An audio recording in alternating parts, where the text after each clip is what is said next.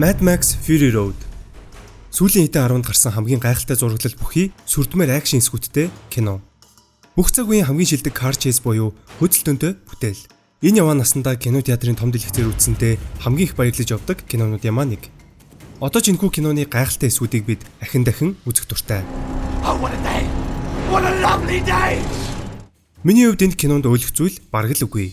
Сонирхолтой зохиол, хизээш давтагдчихгүй жинхэнэ шорон хамтагдам, production design.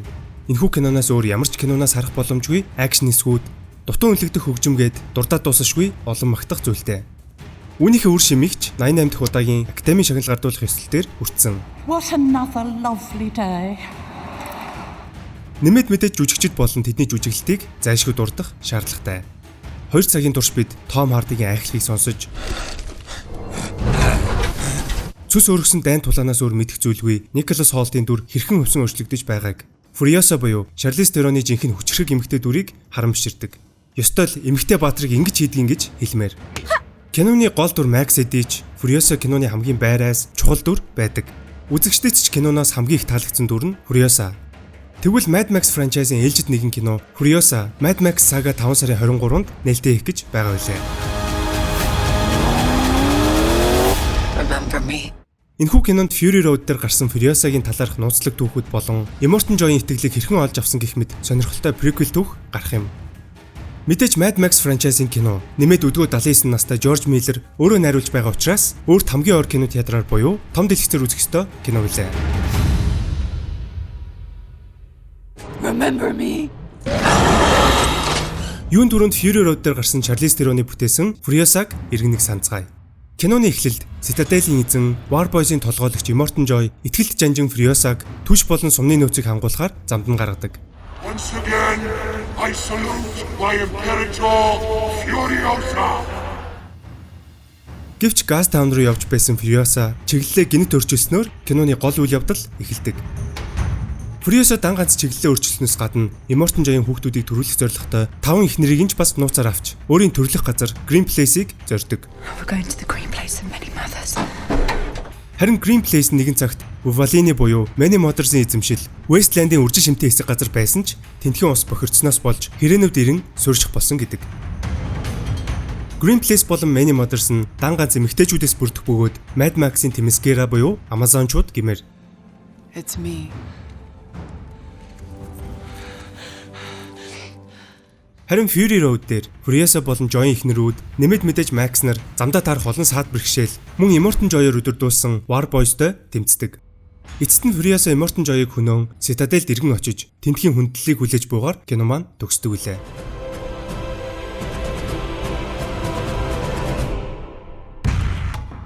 Furiosa зүгээр ч нэг хүчрхэг эмэгтэй баатар биш. Immortan Joy-с өрдөөл өшөөгөө авах гэж оролдож буй дүрч бас биш. Болохгүй бүхний өдөөс тэмцэгч, тэмцлийнхэн төлөө босч чаддаг босогч нэгэн. Joy-ийн 5 их нэрийн төлөө тэднийг аван явсан ч нөгөө талаараа Immortan Joy-ийн дарангуйлын эсрэг гаргаж буй бослог гэмээр.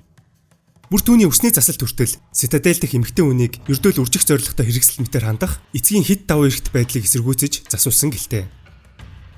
Нэмээд Immortan Joy-ийн итгэлийг хүлээсэн нь War Rig буюу унаж яваа хүлгээ зөвхөн Furiosa-л ажилуулж чадах нь түүнийг төлөвлөгөө боловсруулахдаа ямар их ур ухаан зарсныг харж болно.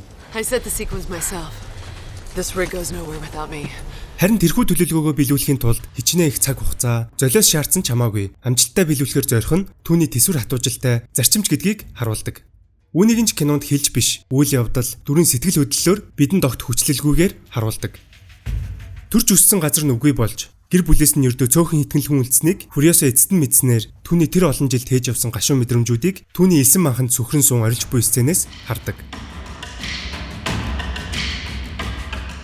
Furiosa-д магтаж болох маш олон давуу талууд байгаа ч сул талууд ч бас түүнд бий.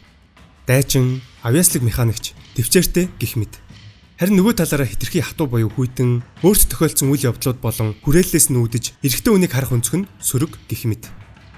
Гэвч киноны турш Max-тай танилцж, харах өнцг нь өөрчлөгдөн, дүрийн хувьд ч хувьсаж буйг хардаг. Эцэст нь Furiosa-гийн бослого амжилттай болж Citadel дэх цэвэр усыг чөлөөлөн тентхийн иргэдэд бүр цаашлуул эмэгтэйчүүдэд ирэх чөлөө итгэл найдвар урам зориг өгч чадсан юм. Миний хувьд хамгийн хүчрхэг, хамгийн феминист дүрийг нэрлэл гэвэл ямар ч хэрэгэлзээгүй Furiosa-г нэрлэнэ.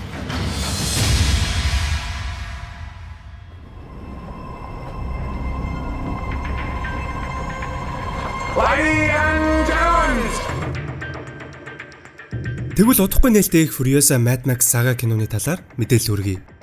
Энэхүү ангийг цувралын өмнөх ангиудын адил Жорж Миллер зохиолыг бичин найруулж байгаа бөгөөд Mad Max The Wasteland нэртэй Fury Road-ийн дараагийн ангигч бас зарлаад амьдсан.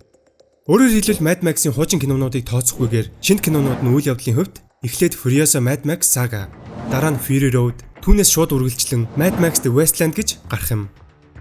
Жүжигчдийн хувьд Furiosагийн залуу наснд мэдээж Anya Taylor-Joy тоглосон бол гол эсрэг дүр Dementus-д Chris Hemsworth тоглож байгаа байлээ. Харин Dementus гэх нэр 2015 онд гарсан Mad Max-ийн тоглоом дээр Доктор Dementus гэх нэрээр дурддагдаад өнгөрдөг. Трейлерээс бид Dementus болон түүний бүлгийнхэн Green Place-с Furiosаг хулгайлан авч явсан бөгөөд олон жилийн дараа Furiosa түүнээс өшөөгөө авч буй талаар гарах юм. Мэдээж энэ үед Immortan Joy амьд байх бөгөөд Wasteland-д тус тусын бүлгийг толгойлох эрх мэдэлтнүүд болох Joy болон Dementus нарын хоорондын зөрчлийг ч бас харах юм. Мөн Furiosагийн өсөж төрөнсөн Green Place бохирдож сүрхээс өмнө ямар байсан, Fury Road дээр хангалттай дэлгэрэнгүй харуулж чадаагүй Furiosагийн хүүхэд нас мөн хэрхэн Immortan Joy-той нэгдэж түүний итгэлийг олж авсан гэд олон сонирхолтой дүүхийг энэхүү киноноос үзэх юм. Бас зүүн гараа юунаас болж алдсан бас гарах үзье. Үсээ хусаж буй хэсэгч мөн трейлер дээр гараад өнгөрдөг. Учир нь түүний хиймэл гар, жижиг үсний засалт нь энэхүү дүрийн хамгийн чухал амин сүнс бүхий дизайнуудын нэг мөн билээ. Үзэхэд хамгийн сонирхолтой пост-апокалиптик акшн кино франчайз бол яа харахгүй Mad Max үлээ. Харин энэхүү франчайзын нэгэн хэсэг цаашлаад кино урлагт бүх цаг үеийн гэж яригдах хүчрэг эмэгтэй дүр Furiosагийн соло кино 5 сарын 23-нд бүх кинотеатруудаар гарах гэж байна. Сүрлэг зурагтай, чамин акшн эсгүүдээр танигдсан энэхүү франчайзыг та бүхэн кинотеатрын том дэлгэцээр заавал үзээрэй. Бидний бичиг таалагдсан бол лайк дарж комент үлдээгээрэй.